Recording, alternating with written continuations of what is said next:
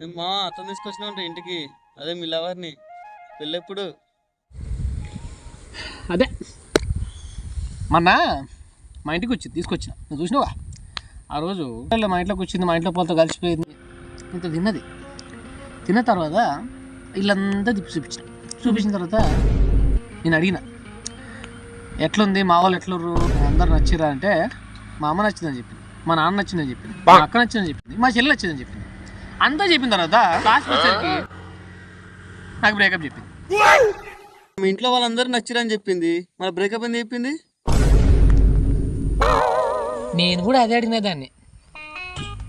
అప్పుడు అదేం చెప్పిందంటే, మీ ఇంట్లో వాళ్ళందరూ నచ్చారని చెప్పాను కానీ నువ్వు నచ్చావని చెప్పానా అంది.